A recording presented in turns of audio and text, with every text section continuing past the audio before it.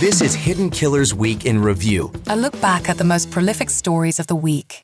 Welcome to the podcast. If you'd like to listen to an ad-free version of this episode and all of our episodes, then search True Crime Today Premium Plus on Apple Podcasts and press subscribe. That's our premium channel where all of our ad-free and advanced episodes live, all in one place. True Crime Today Premium Plus. Search it on Apple Podcasts and press subscribe. Even try it for 3 days free. They thought they'd get away with it until now. This is Hidden Killers with Tony Brueski, featuring retired FBI Special Agent Jennifer Coffindaffer. We know that Diddy right now is in a fairly, sectioned off part of the jail there in New York City. Sam Bankman-Fried, supposedly one of his cellmates at this point in time. What do you think life is like there for him at that jail in New York? I know it doesn't have the best reputation for being, a cush jail by any stretch of the imagination. How do you think he's holding up, and what sort of precautions are they putting in place to prevent another Epstein type situation or something else where maybe another prisoner is deciding that they're going to make themselves famous by taking out Diddy?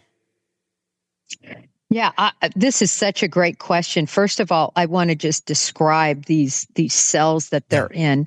I don't know the exact dimensions of his, but typically they're about 9 by 12 feet. I mean, they're very small. Picture bunk on top of bunk, sort of, where you can barely sit up. Mm-hmm. Picture these mattresses that are, mattresses is loose termed, right? Very thin, typically very difficult to sleep on. A toilet, if you will, that is silver and very cold, very uncomfortable. Again, a sink that would be, again, very small, and just the entirety of the situation is just claustrophobic. I've been in these cells. It's really small, especially because you're sharing it with another. He's confined for 23 hours a day. Just imagine yourself in that setting for 23 hours a day. It's a lot.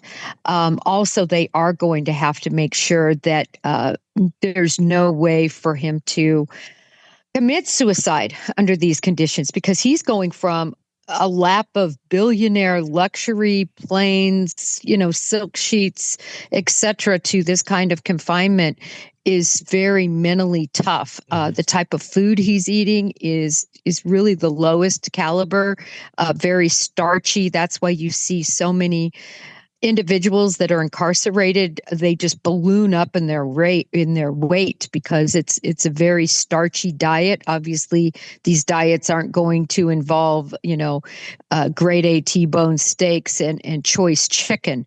So, people balloon up in their weight. Some people refuse to eat, as Diddy has done, at least to some degree. He has to be eating, but at least to some degree.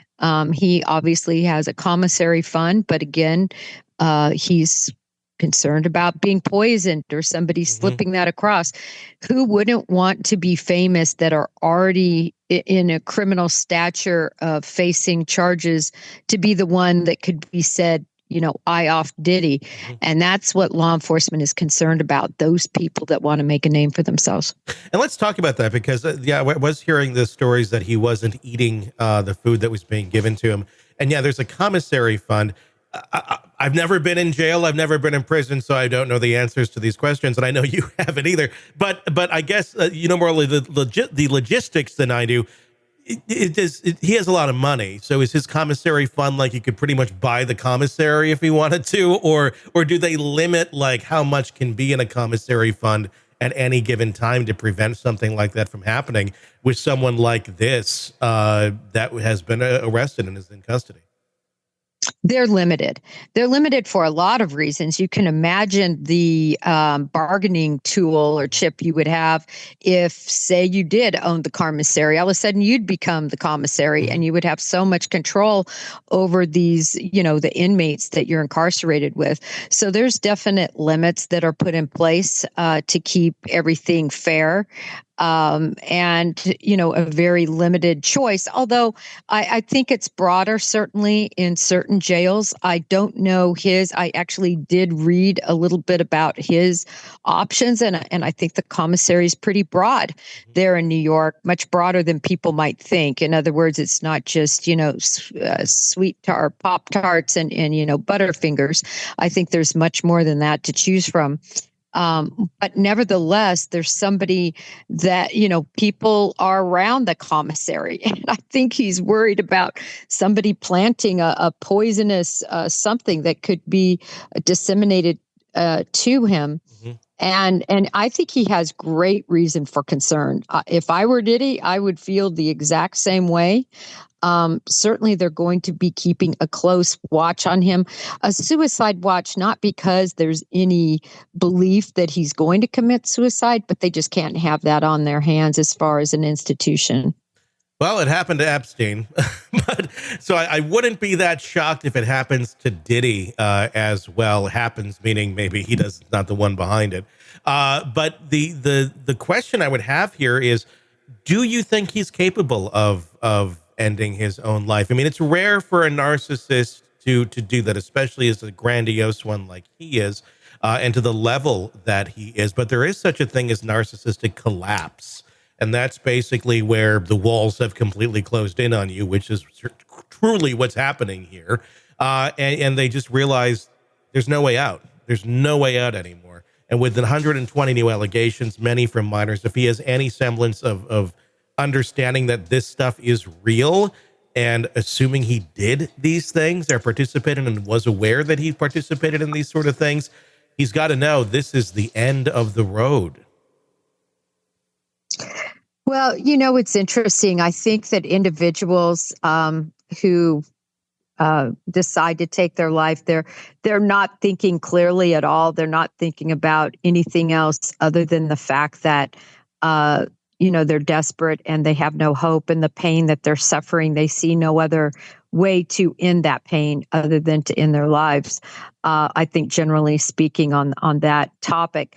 So really anyone is capable that would be in these horrible conditions that he's in, especially when you consider where he came from. But Diddy's a tough cookie, I think, too. He's been in the thug life.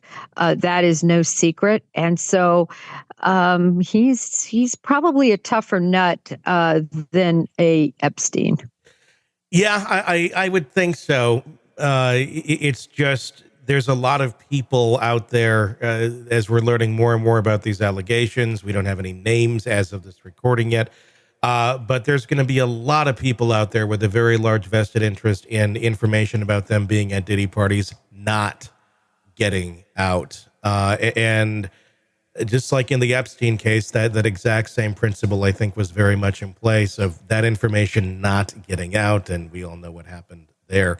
Not trying to be gruesome or dark or anything, but this just really seems so overwhelming. How do you even attempt to take up this many cases? And there's going to be many more too. I mean, logistically, how do you even handle something like this? Well, I remember us talking about this at the very beginning when these allegations were first starting to arise after the search warrants. And, I think anybody who is aware of all the facts and details understands there's going to be more people. But as an agent, as the case agent that's handling this matter, obviously DHS is going to have multiple agents assigned to this particular case. And they are all going to divide up this work, specifically the interviews that are going to have to take place concerning these new allegations. And it's just going to be a daily grind. And something that they're going to be, I think, working pretty expeditiously at. The reason is you never know what's going to happen in terms of this trial. Will speedy trial be waived? I don't think it's waived right now. So they're on the hurry right now to gather all the information that exists against Diddy. Do you think it's going to be a trial that happens fairly soon? Is that in the interest of Diddy to try and get that going, just so they can't just sit here and wait and more will accumulate? I mean, obviously more will continue to accumulate, which will just in turn end up in another trial at some point. But what is in Diddy's best interest right now? Is it to get this into court as quickly as possible? I think his best interest is to make sure all of the information is understood and to put it off as long as possible. He's in a much better situation in a jail as opposed to a prison. If he is convicted, he's going to be in a prison. That's so difficult to see people, to have visitation. It's much, if you can believe it, even more stark of a situation than he's in right now. Much fewer freedoms. And so to be jailed as opposed to be in a prison is better.